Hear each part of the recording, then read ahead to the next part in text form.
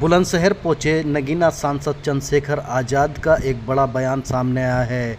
3 नए कानूनों पर सांसद चंद्रशेखर आज़ाद ने बड़ा बयान दिया है। उन्होंने कहा कि संसद में कानून पास करना आसान नहीं है, इसकी आंच नीतीश कुमार और चंद्रबाबू नायडू तक जाएगी और असर उत्तर प्रदेश तक भी देखने को मिलेगा। उन्होंने कहा कि चोरी हक की हो या वोट की, चोरी हमेशा गलत है। जब चोरी होती है तो लोगों के मन में क्रोध और अविश्वास पैदा होता है।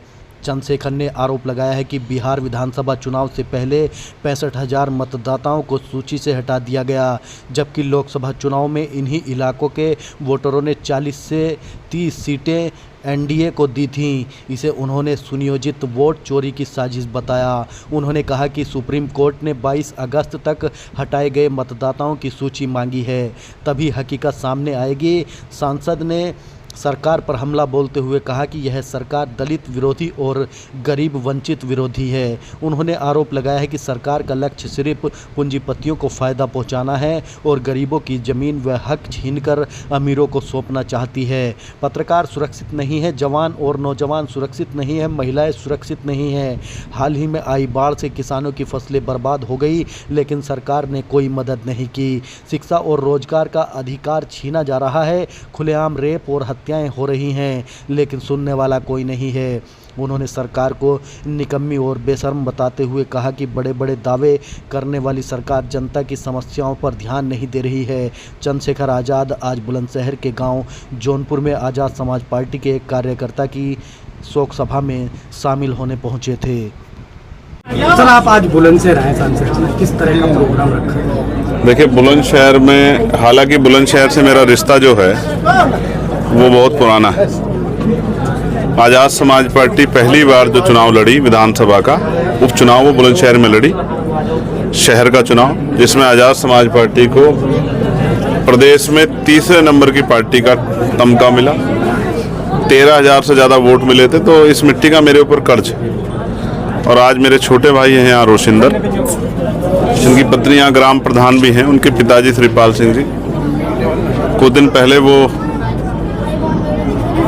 जो व्यवस्था है उत्तर प्रदेश की, उससे निराश होकर उन्होंने सुसाइड का रास्ता चुना। आज उस परिवार से दुख बांटने के लिए आया हूँ और उनको ये भी विश्वास दिलाता हूँ कि जिस वजह से उनके पिताजी की जान गई, उस मामले को हम लोग जो है गंभीरता से उसमें संज्ञान लेंगे और उसमें उनके परिवार की मदद कराने का काम करेंगे। बिहार में चुनाव है और वोट चोरी का मामला बहुत ज़्यादा चल रहा है, क्या कहेंगे? देखिए, वोट चोरी किसी भी चीज़ की हो, वोट की हो या किसी और हक की हो, चोरी गलत है। और जब चोरी होगी तो लोगों के मन में क्रोध और अविश्वास होना लाजमी।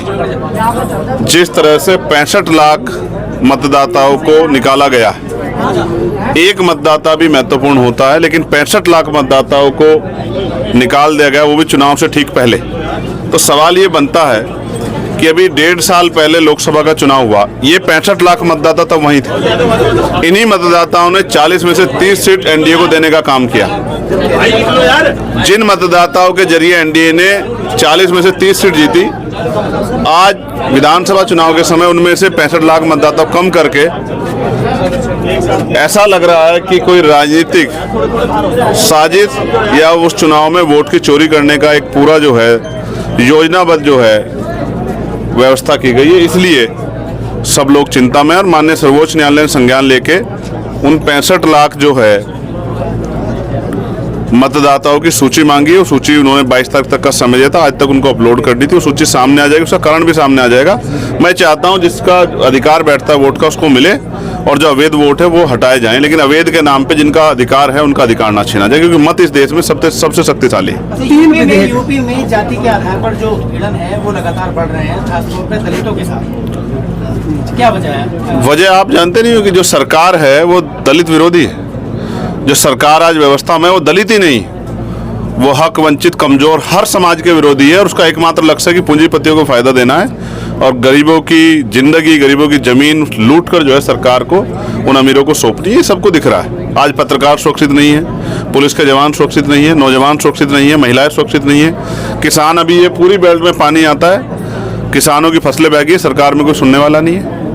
लगातार हम लोग मांग उठा रहे हैं। स्कूल बंद किए गए तो उस पर मर्जीकरण के खिलाफ हमने आवाज़ उठाई, तब जाके वो स्कूल रुके हैं। शिक्षा का अधिकार छीन रहे हैं, रोजगार का अधिकार छीन रहे हैं, ज़मीनें छीन रहे हैं, लोगों की जान छीनी जा रही है। सरकार में बहन बेटियां सेफ नहीं, रेप हत्या हो रही है, कोई पूछने वाला नहीं है। और निकम्मी सरकार फिर भी बड़े बड़े दावे करती है। शर्म आनी चाहिए सरकार को। संसद में 3 विधेयक वो जो पास हो रहा है, कानून पास हो रहा है, क्या है वो? नहीं, अभी आए हैं, पास करवाने के लिए बहुत जोर लगाना पड़ेगा। अभी तो उसका जवाब, और मुझे ऐसा लगता है सबसे ज़्यादा खतरा नीतीश जी को और नायडू जी के ऊपर ही मंडरा रहा है, और हो सकता है खतरे की आंच उत्तर प्रदेश तक भी आ जाए। सांसद जी